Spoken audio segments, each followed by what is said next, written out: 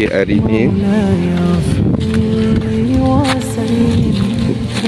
bila kan? 29 29 hari bulan. Ni bapaknya nak tanam uri. Wan, Iman, nanti dia panggil kau apa? Pakcik ambil boksu.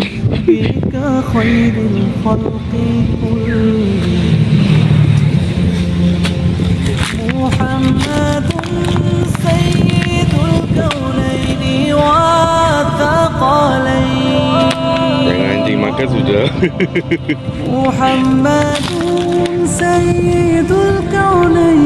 Tak nak padang. Nanti anak kau dah besar boleh main pemain bola.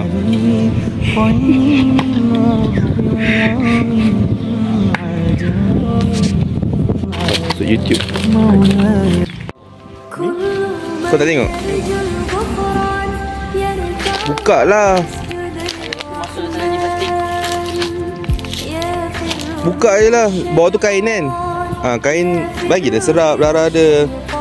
Kau nanti letak situ, nanti bulat-bulat dalam tu.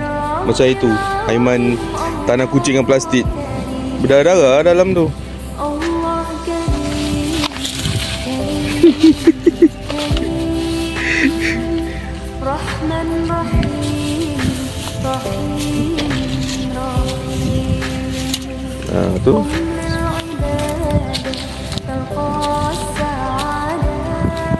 Tu lembiknya. Selalu tanah kat masjid.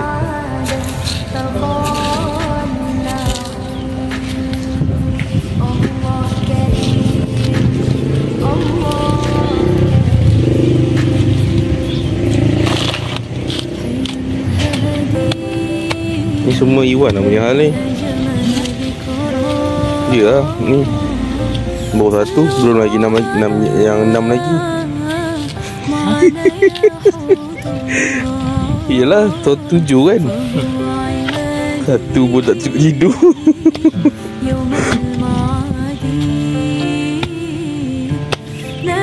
Dah. Alhamdulillah. Kau tak sakit perut panah tu.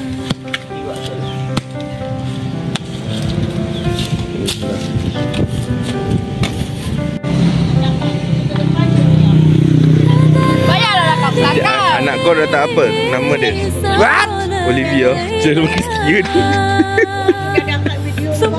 Dia dah letak nama anak dia Olivia. Kalau lelaki olive oil. Olaf. Mak dah. Onyang. Saya dapat tiket. Man, orang dah Dah keluar ya. Masa cantik. Bagi anak kerja. Nak bagi anak kerja konten tak duit. Tiket saya ada. Mana gambar? Gambar tiket. Cakap dengan Iwan baru seorang, belum lagi 7 lagi. Betul. Kat depan tu dah peramai. Kau dah baca selawat. Bismillah. Jangan lupa. Mak tanya selawat. Dia baca. Selawat. Subhanallah. Astagfirullahaladzim. Mak, dulu Iwan tanam kat sini juga kan? Cepatlah. Apa dia? Tadi dah baca bismillah tak? Dah. Ikut Iwan ke ikut mak dia? Tak tahulah kecil. Kecil lagi. Selalu kalau anak perempuan dia ikut ayah dia. Berat berapa? 3 boleh